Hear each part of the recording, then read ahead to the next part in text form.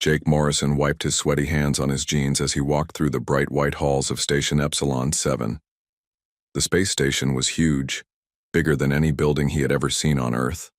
The walls were smooth and clean, glowing with a soft blue light that made everything look like a dream.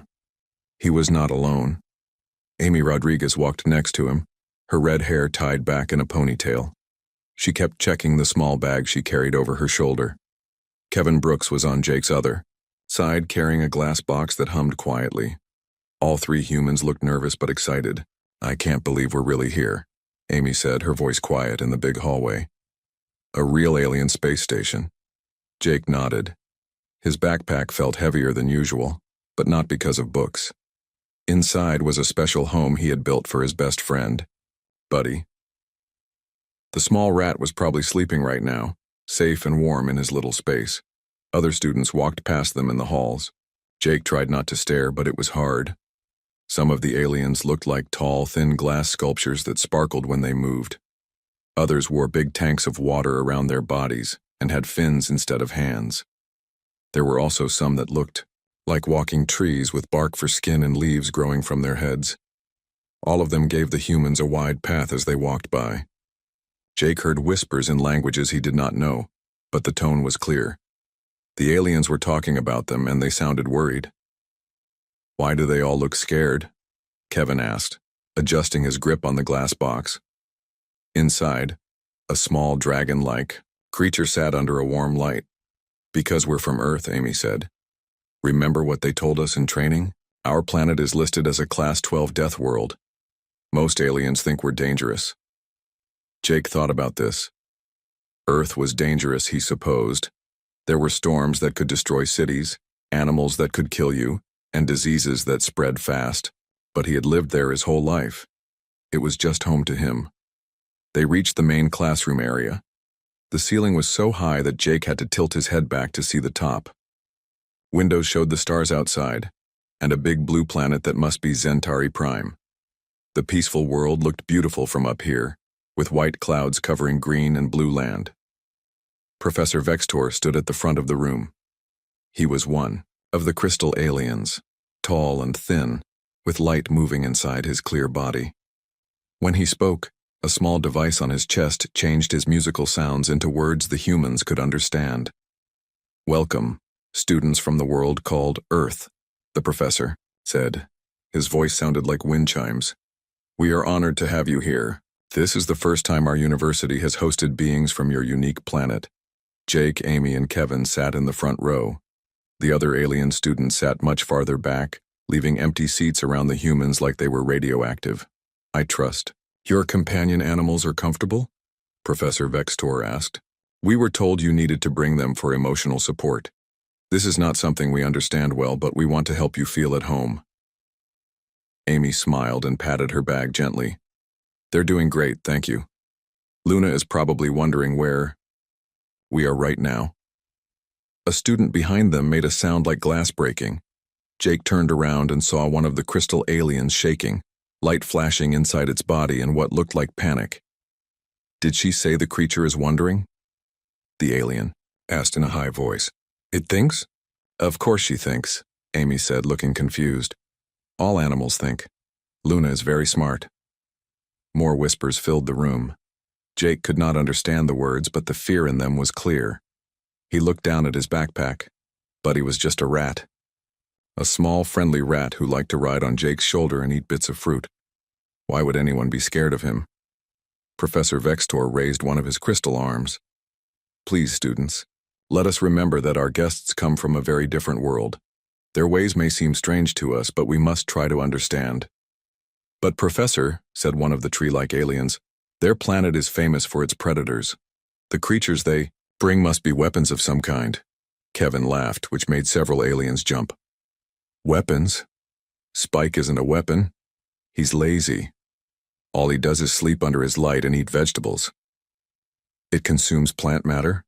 asked the tree alien, sounding even more worried. "Is it trained to destroy our food sources?" "No, he just likes salad," Kevin said, still smiling. He did not seem to understand how scared everyone was. Jake was starting to feel bad. These aliens had been nice enough to let humans study at their School. They had even said the humans could bring their pets. But now everyone looked terrified. A small blue alien with big eyes raised a thin hand. What do these creatures do? What is their purpose? Purpose? Jake asked. They're our friends. They don't have to do anything. Friends?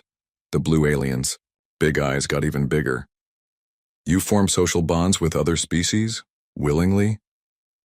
Sure, Amy said. Luna and I have been friends for 2 years. She makes me happy when I'm sad, and I take care of her. The room got very quiet. Jake could hear the air moving through the vents and the quiet hum of the space station's engines. All the aliens were staring at the 3 humans like they had just said something impossible. Professor Vextor's light flickered inside his crystal body. You keep these creatures not for hunting, not for protection, not for work, but for companionship? Yes, all 3 humans said at the same time. And they willingly stay with you? Of course, Jake said. Buddy could leave if he wanted to, but he likes being with me. We take care of each other. Professor Vextor was quiet for a long moment. Then he spoke in his own language to the other students. Jake heard fear and confusion in the musical sounds. Class dismissed. The professor finally said, "We will continue tomorrow when I've had time to research this further." As the aliens hurried out of the room, Jake, Amy, and Kevin sat alone in the big space. They looked at each other, confused and worried. That didn't go well, Kevin said. Amy sighed. They think our pets are dangerous. How are we going to convince them that Luna, Buddy, and Spike are harmless? Jake looked out the window at the peaceful planet below. Tomorrow they were supposed to present their pets to the class. After today, he was not sure that was a good idea. But they had come so far to be here. They had to try to make it work.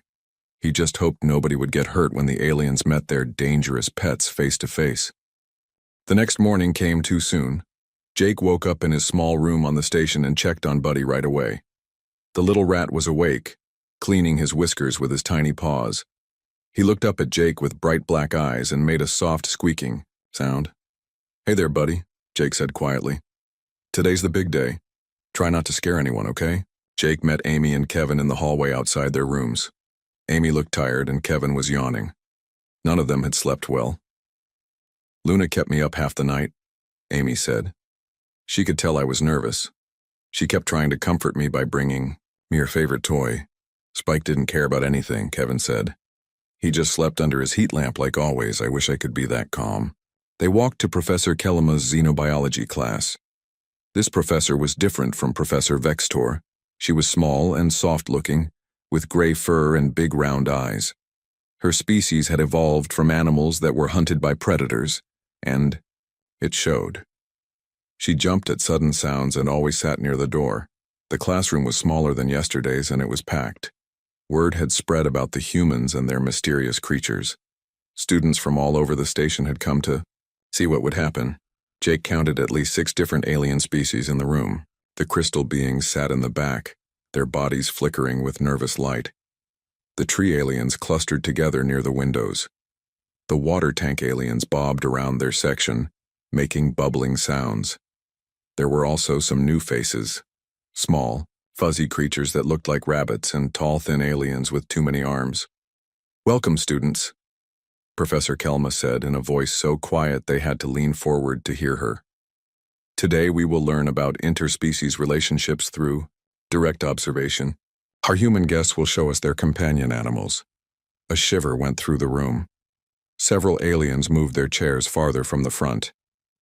Amy Rodriguez will go first, the professor said, then quickly moved to stand behind her desk.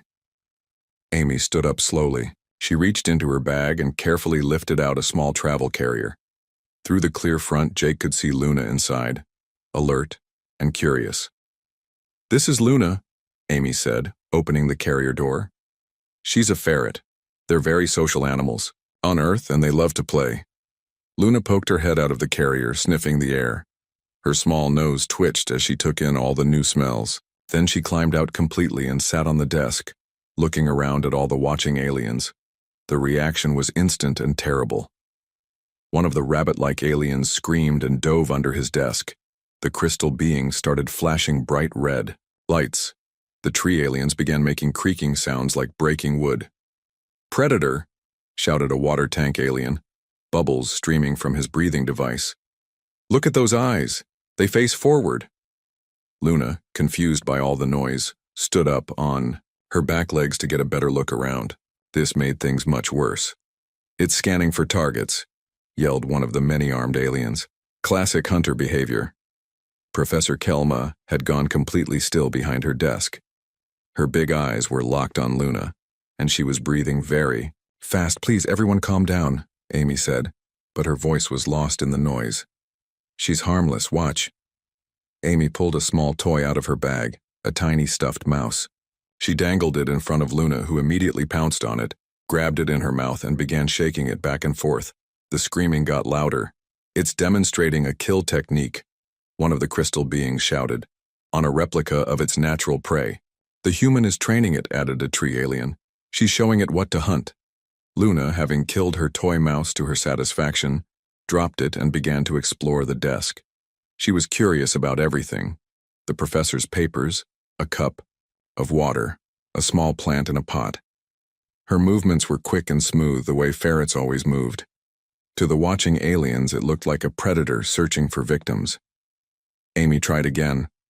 She's just curious. Ferrets explore everything. Luna, come here, girl.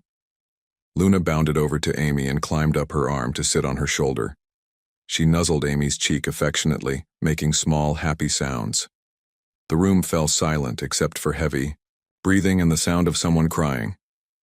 The predator shows affection to its master, whispered Professor Kelma. It has bonded with the human. This is worse than we thought. Amy looked around the room, her face red with embarrassment and frustration. She's not my master. I'm not her master. We're friends. She likes me because I'm nice to her. Emotional manipulation, said the many-armed alien. The creature has learned to mimic affection to control its food source. Amy sat down heavily, holding Luna close. Jake could see tears in her eyes. Kevin Brooks, Professor Kelma said, her voice shaking. Please present your creature, but keep it contained. Kevin stood up with his glass terrarium. Inside, Spike the bearded dragon was basking under his heat lamp, completely unaware of the drama around him. This is Spike, Kevin said. He's a bearded dragon. He's really gentle and calm. Kevin opened the top of the terrarium and reached in to pick up Spike. The dragon was used to being handled and climbed calmly onto Kevin's hand. His scales were a pretty pattern of brown and gold, and his beard was a pale yellow color. Dragon, breathed one of the rabbit aliens. They brought a dragon to class.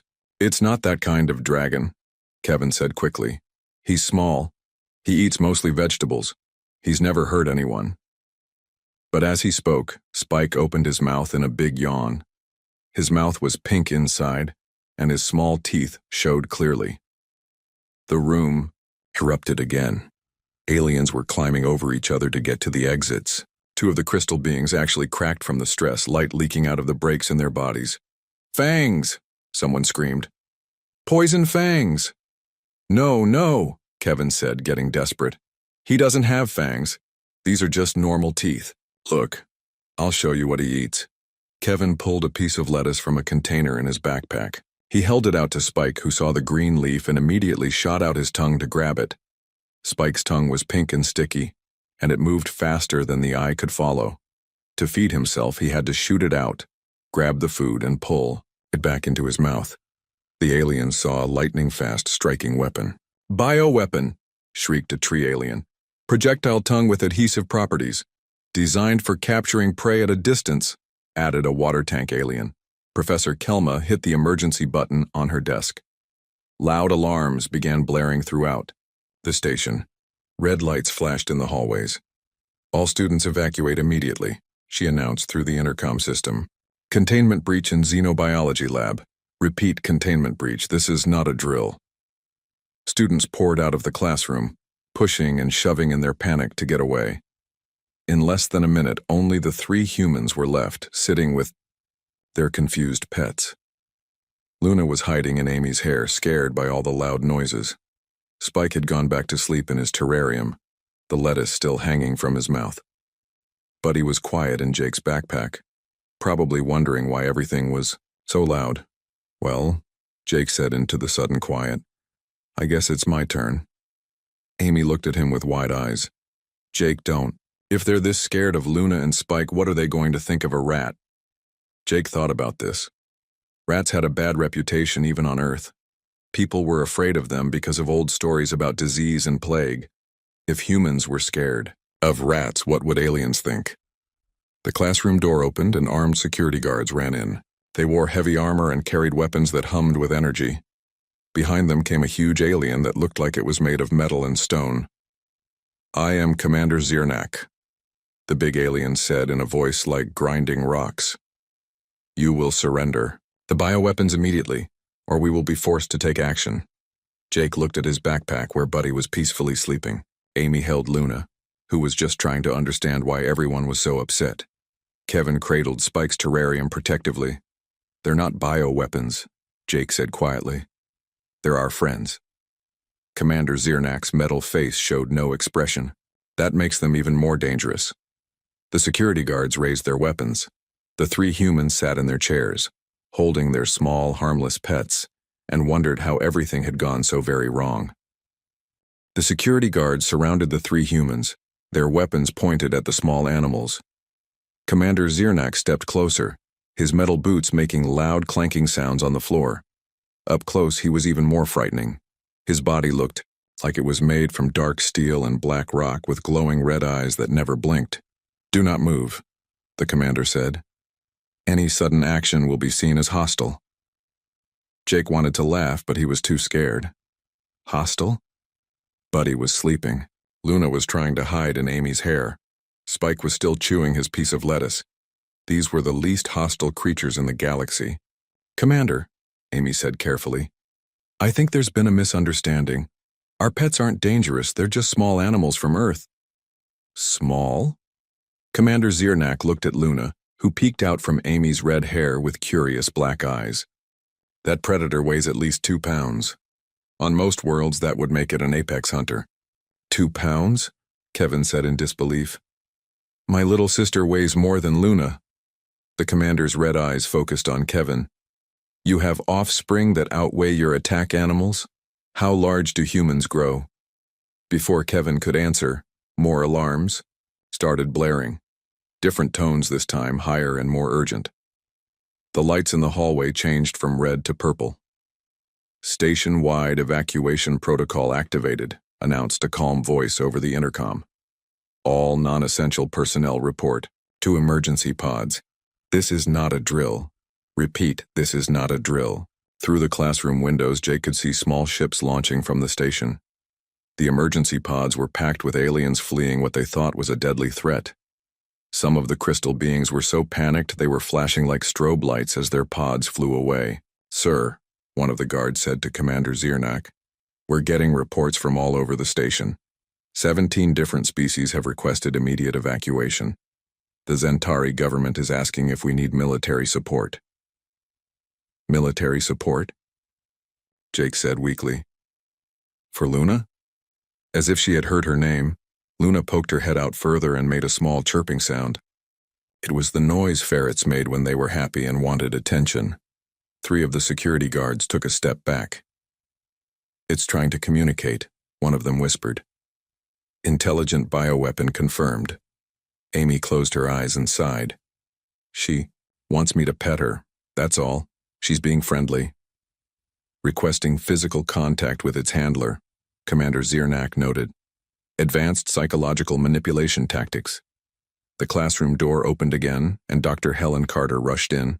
She was the human coordinator for the exchange program, a middle-aged woman with gray hair and kind eyes. She looked around at the armed guards and shook her head. "Commander, please," she said. "These are just pets, companion animals. They're completely harmless." "Dr. Carter," the commander replied, "you assured us that these creatures were safe. But our xenobiology experts have identified multiple threat indicators: forward-facing eyes, rapid movement patterns, prey simulation training, projectile bioweapons, and psychological bonding with their handlers. That's just normal animal behavior. Dr. Carter said. On Earth, humans live with billions of animals like these. They're part of our families. Billions? The commander's voice got quieter, which somehow made him sound more dangerous. How many bioweapons does your species control? Dr. Carter realized she had made things worse. They're not weapons. I brought my dog Max to help demonstrate. He's in my office. He's very friendly and gentle. You brought another one? Commander Ziernak turned to his guards. Seal the entire education sector. No one in or out until we understand the full scope of this threat. Jake could not stay quiet anymore. Threat? These are pets. Look at them. He carefully took his backpack off and opened the small door to Buddy's habitat. The little rat was awake now, disturbed by all the noise and commotion. He climbed out onto Jake's hand, small and warm, with soft gray fur and tiny pink paws. Buddy sat up on his back legs and looked around at all the scary aliens and weapons pointed at him. Then he did what rats do when they're nervous. He started grooming himself, licking his paws and washing his face. The security guards gasped and raised their weapons higher. Biological decontamination procedure, one of them said in a shaking voice. It's preparing to spread pathogens. No, he's just cleaning himself, Jake said. But nobody was listening. Commander Ziernak was speaking rapidly into a communication device. Jake could not understand the words, but he caught a few that made his heart sink. Plague vector, viral warfare, and planetary quarantine. Commander, Dr. Carter said desperately, I can prove these animals are safe. Let me bring Max here. One look at him will show you that Earth animals are gentle. Absolutely not, the commander replied. One bioweapon is already more than this station can handle. We will not risk exposure to another. Amy was crying now, holding Luna close to her chest. She's never hurt anyone. She just wants to play and explore and be loved. Why won't you believe us?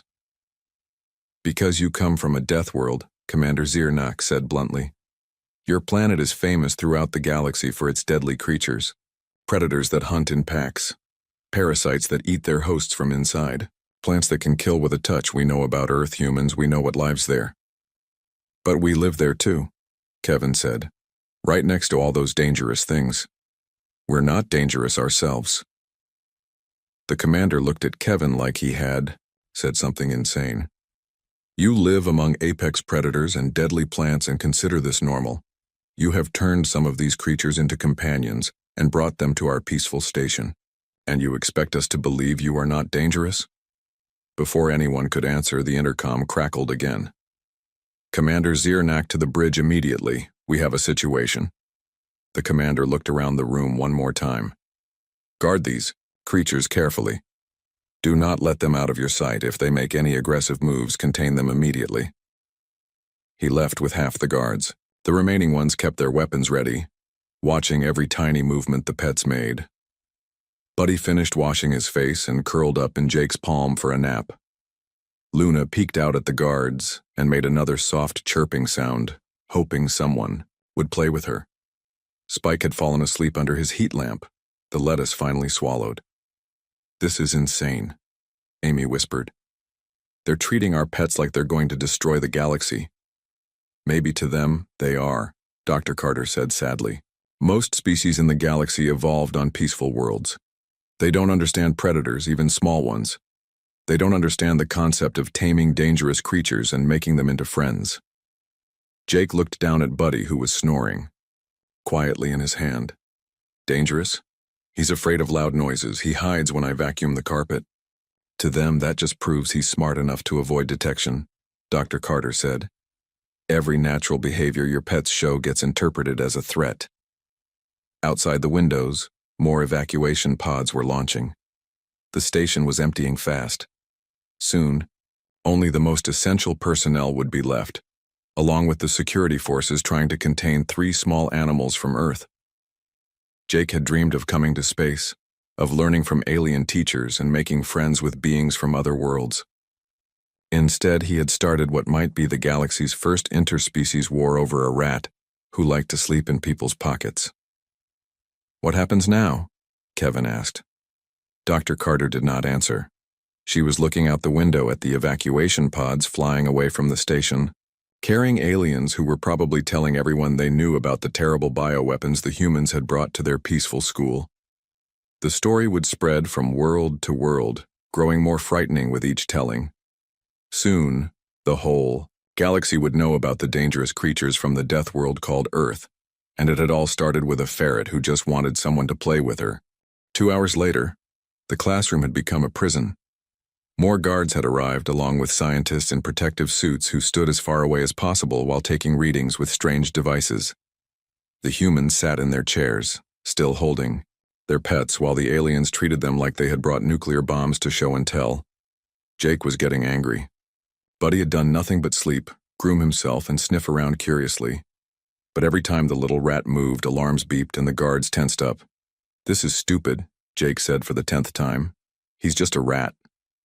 Just a rat? Dr. Quintel, the station's xenopsychologist, had arrived an hour ago. He was a tall, thin alien with purple skin and 4 arms. "Young human, do you understand what you have just said? Your species has a phrase, 'just a rat,' which implies these creatures are common and unremarkable on your world." "They are common," Jake said. "There are rats everywhere on Earth." Dr. Quintel's 4 hands started writing frantically on his electronic pad. "Everywhere? These predators have achieved global distribution on your planet?" "Well, yeah. Cities, farms, forests, pretty much anywhere humans live." The doctor's purple face turned a darker shade. "They follow human settlements. They have learned to live alongside your species. This is a level of adaptation that suggests intelligence equal to or greater than your own." Amy made a frustrated sound. "They're not that smart. Luna is clever, but she's not solving math problems. She just knows how to open cabinets and find treats." "Opening secured containers?" Dr. Quintel looked terrified. "Bypassing protective barriers to access resources. This creature has demonstrated advanced problem-solving abilities and shows no respect for property boundaries." "She's a ferret," Amy shouted. "That's what ferrets do. They're curious, they get into things. It's not evil, it's just their nature." The doctor backed away from her. "You defend the creature's right to violate security. You see its invasive behavior as natural and acceptable. This confirms that humans have been mentally conditioned by these predators." Kevin had been quiet during most of this, but now he spoke up. "Conditioned? We're not conditioned. We chose to keep pets because we like them." "Choose?" Dr. Quintel looked even more worried. "You made a conscious decision to bring predators into your homes, to live with them daily, to care for their needs above your own safety?" "Above our safety?" Kevin laughed. "Spike wouldn't hurt a fly. Actually, that's not true. He would eat a fly. But he'd never hurt a person." "It consumes flying insects? Aerial prey?" The doctor's 4 hands moved faster across his pad. "Confirms multi-environment hunting capability. Threat level increasing." Jake wanted to scream. Every single thing they said was being twisted into something scary. He looked around the room at all the guards and scientists, all the weapons and monitoring equipment, all focused on 3 small animals who just wanted to nap and eat and play. The door opened and Dr. Carter came back in. Behind her was a larger group of aliens Jake had not seen before. They wore fancy robes and had symbols of rank on their chests. The Galactic Education Council had arrived. Leading them was Chancellor Morden, a being that looked like a walking tree with golden bark and silver leaves. He was old and respected, the head of education for this entire sector of the galaxy. "Dr. Carter," the Chancellor said in a voice like rustling leaves, "explain to me how this situation arose. How did Earth predators come to be loose on our station?" "They're not loose," Dr. Carter said tiredly. "They're pets, companion animals. They live peacefully with humans." Peacefully. Commander Ziernak had returned with even more guards. "Dr. Carter, we have been monitoring communications across the galaxy. 17 worlds have declared planetary quarantine procedures. The Zentari government has requested military assistance. 3 species have formally complained to the Galactic Council about biological warfare." "Biological warfare?" Dr. Carter looked shocked. "Over a ferret, a rat, and a bearded dragon?" "The creatures are irrelevant," Chancellor Mordoon said. "What?" Matters is what their presence here represents. Earth has sent its citizens to our most prestigious educational institution, and those citizens have brought weapons of biological terror. They're not weapons, all three human students shouted at once. The Chancellor's silver leaves rustled with what might have been laughter or fear. You defend them. You care for them. You have formed emotional bonds with creatures designed to kill. This proves that your species has been conquered by these predators. You are no longer in control of your own actions. Jake felt something snap inside him. He had been patient and polite, but this was too much. He stood up carefully, making sure not to disturb Buddy, who was still napping in his palm. Conquered? Jake said, his voice getting louder. You think Buddy has conquered me? Look at him. He held up his hand so everyone could see the sleeping rat. Buddy was curled into a little ball, his tiny chest rising and falling with each breath. His whiskers twitched slightly as he dreamed. He's 2 inches long and weighs less than a sandwich. He sleeps 16 hours a day. His favorite thing in the world is having his belly rubbed. He's afraid of vacuum cleaners and loud noises. He runs away from cats. How exactly has he conquered anything? The room was silent except for the hum of monitoring equipment. Jake kept talking. You want to know the truth? The real truth? Buddy needs me more than I need him. He depends on me for food, water, shelter, medical care, everything. He trusts me to keep him safe and healthy. That's not conquest. That's friendship. Friendship, Dr. Quintel said quietly. Between predator and prey species. Impossible. Why is it impossible? Amy asked, tears streaming down her face. Luna makes me happy when I'm sad. I make sure she has everything she needs to be healthy. We take care of each other. How is that impossible? Because, Chancellor Mordoun said, predators take, they do not give. They consume. They do not nurture. What you describe goes against millions of years of evolutionary biology. Kevin stood up with Spike's terrarium. Then maybe you don't understand evolution as well as you think. You do.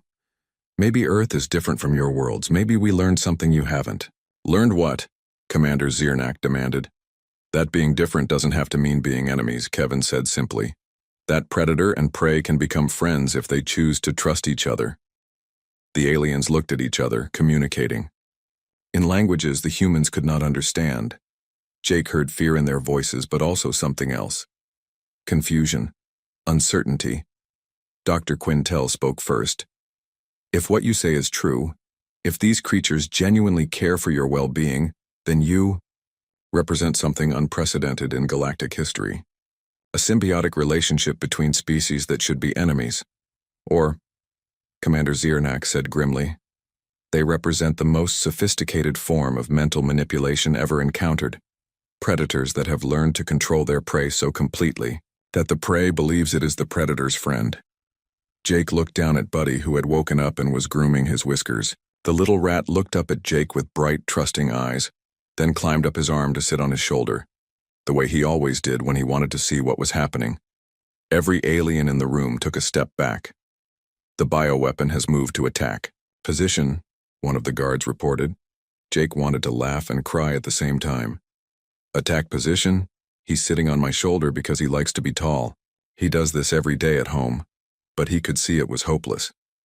No matter what they said or did, the aliens would only see danger. To them, humans were conquered slaves, and their pets were the masters who had taken over their minds. The intercom crackled again. All station personnel prepare for emergency protocols. Galactic fleet vessels are approaching. Estimated time to arrival, 2 hours. Jake's heart sank. The galactic fleet was coming. This was no longer just a school problem. This had become an intergalactic incident, all because of a rat who liked to ride on shoulders, a ferret who wanted to play, and a dragon who enjoyed eating lettuce. The next few hours were the longest of Jake's life. The galactic fleet had arrived, 3 massive warships that could destroy planets if needed. They hung in space outside the station like metal vultures, waiting to see if the Earth bioweapons were really as dangerous as everyone thought. Jake, Amy, and Kevin sat in what was now being called a containment zone. More scientists had arrived, along with military experts and even some religious leaders who thought the human-animal bonds were against the natural order of the universe. But something had started to change. Dr. Quintel had been watching the humans and their pets for hours now, taking notes and recordings. Other scientists were doing the same. They were starting to see things that did not fit with their theories about conquest and mind control. Curious, Dr. Quintel muttered as he watched Jake gently stroke Buddy's fur. The rat had been sleeping on Jake's shoulder for an hour, completely relaxed. The alleged bioweapon appears to be in a state of total vulnerability. This makes no tactical sense. That's because he's not a weapon, Jake said for the 100th time. He's sleeping because he feels safe with me. That's what trust looks like. Dr. Quintel tilted his purple head. Trust.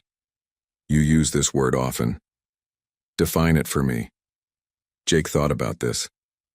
Trust is when you believe someone won't hurt you, even when you're helpless. Buddy trusts me enough to sleep on my shoulder because he knows I'll keep him safe. But you could hurt him easily in this position, the doctor pointed out. You are much larger and stronger. He has given you the perfect opportunity to kill him. Why would I want to kill him? Jake asked. He's my friend. Friend. Another word you use frequently. Dr. Quintel made more notes. You claim this creature is your friend, yet it provides no tactical advantage. It does not help you hunt. It does not defend you from enemies. It does not work for you. What benefit do you receive from this relationship? Jake smiled. He makes me happy. When I'm sad or lonely, Buddy cheers me up. When I'm stressed about school, petting him helps me relax. When I come home after a bad day, he's always glad to see me. Emotional benefits, the doctor said slowly. You maintain this relationship for psychological comfort, and because I care about him, Jake added. I like seeing him happy and healthy. It makes me feel good to take care of someone who needs me. Dr. Quintel was quiet for a long time, writing furiously. Across the room, Amy was going through the same conversation with a different scientist. Luna was playing with a small toy, pouncing on it and wrestling with it, completely oblivious to the dozens of aliens watching her every move. See how she plays? Amy said. She's not practicing to kill anything, she's just having fun. Ferrets play because they enjoy it. Joy, the scientist repeated. You believe the creature experiences positive emotions. Of course she does, Amy said. Look at her. She's happy. Luna had discovered that her toy made a small squeaking sound when she bit it. She was now carrying it around in her mouth, making it squeak repeatedly, clearly delighted with this discovery. The sound appears to stimulate pleasure responses in the creature, the scientist noted. This serves no survival purpose. It doesn't have to serve a purpose, Amy said. Sometimes we do things just because they make us happy.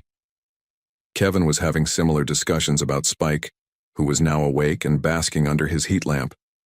The dragon had no idea he was the subject of intense scientific scrutiny. He was just enjoying the warm light on his scales. Your creature appears to have no awareness of the current situation, a military expert observed. It shows no signs of alertness or preparation for conflict. Because there is no conflict, Kevin said. Not from his point of view. Spike doesn't see enemies or threats here. He just sees a new place with interesting smells and sounds. It shows no fear response to the presence of multiple alien species. Kevin shook his head. Spike is used to meeting new people. He's social. On Earth, I take him to school sometimes to teach kids about reptiles. He likes the attention. The military expert looked confused. You expose your bioweapon to offspring? Deliberately? He's not a bioweapon, and kids love him. He's gentle and calm, and children think he's cool-looking. Nobody's ever been hurt. Hours passed. More observations were made. Slowly, very slowly, some of the aliens began to see what the humans had been trying to tell them. The breakthrough came when Commander Zirnak made an unexpected request. Dr. Carter, he said, I want to see your creature, the one you mentioned earlier. Your dog. Dr. Carter looked surprised. Max? Are you sure? He's much larger than these three. I have been observing the human-creature interactions for hours, the commander said. I am beginning to understand that size may not be the determining factor in threat assessment. Bring your companion. 20 minutes later, Dr. Carter returned with Max, a golden retriever who was trying very hard to be good, but was clearly excited about all the new people and smells. His tail was wagging so fast it was a blur, and he kept trying to sniff everything. The alien's first reaction was predictable panic. Max was much bigger than Luna, Buddy, or Spike. He had teeth that could definitely hurt someone if he wanted to. His size alone was intimidating. But then something unexpected happened. Max saw Jake sitting in his chair looking sad, and the dog's whole attitude changed. He pulled gently on his leash toward Jake, whining softly. When Dr. Carter let him approach, Max went straight to Jake and rested his big head on Jake's lap, looking up at him with concerned brown eyes. He knows you're upset, Dr. Carter said quietly. Dogs are very good at reading human emotions. Jake petted Max's head, and the dog's tail wagged harder. Buddy, still on Jake's shoulder, climbed down to investigate this new friend. He showed no fear of the much larger animal, and Max was incredibly gentle with the tiny rat, letting Buddy sniff his nose without moving. The watching alien saw a large predator showing protective care for a smaller one, and a tiny prey animal showing complete trust in both the large predator and its human companion. This is impossible, whispered Chancellor Morden. Predators do not protect prey. Prey does not trust predators. The natural order does not work this way. Maybe the natural order is different on Earth, Dr. Carter said. Maybe when you live on a world that's dangerous to everyone, you learn that survival means cooperation, not just competition. Dr. Quintel had been taking readings with his instruments throughout Max's visit. Now he looked up from his data with wonder in his 4 eyes. The chemical markers are clear, he announced to the room. The human's stress hormones decreased significantly when the large creature approached. The human's brain shows activation patterns consistent with comfort and affection. This is not mind control. This is genuine emotional bonding. And the animals? Asked Commander Ziernak. The same. All 4 creatures show chemical and brain patterns consistent with contentment, trust, and attachment to their human companions. They are not being controlled. They are not controlling. They are simply happy. The room fell silent as the implications sank in. You mean, Chancellor Morden said slowly, humans have achieved something we thought impossible? True cooperation between natural enemies? Not just cooperation, Dr. Quintel said, his voice full of awe. Love. These creatures love each other. Across species barriers, despite evolutionary programming, they have chosen to care for each other's well-being above their own survival instincts. Commander Ziernak looked at Max, who was now lying down so Buddy could climb on his back. This is not conquest. This is not manipulation. This is something new. Not new to us, Jake said quietly. This is how it's always been on Earth. Humans and animals living together, taking care of each other. We thought everyone did this. No, the commander said. No one does this. No species in the galaxy has achieved what you have achieved. You have transcended biology itself. 3 days later, the Galactic Fleet withdrew. The evacuation order was canceled. Students began returning to the station, though many still kept their distance from the humans and their pets. But not all of them. Dr. Quintel had requested permission to write a detailed study of human-animal bonds. Several other scientists wanted to observe the interactions longer, and a few brave alien students had asked if they could meet the Earth creatures properly. Jake sat in his room with Buddy on his desk, watching his pet eat a small piece of apple. Outside his window, he could see the peaceful planet Centauri Prime, blue and green and beautiful. You know what, Buddy? Jake said, scratching the rat behind his tiny ears. I think we might have taught them something important today. Buddy looked up from his apple and made a small, contented sound. Then he went back to eating, completely unaware that he had just helped change the galaxy's understanding of what it meant to be friends with someone different from yourself. Amy found Luna a week later sitting on the shoulder of a young Zentari student who had volunteered to help with the research project. The student was nervous but smiling as Luna gently groomed his strange blue fur. Kevin discovered Spike being visited daily by Professor Vextor, who was fascinated by reptilian biology and had asked to help care for the dragon.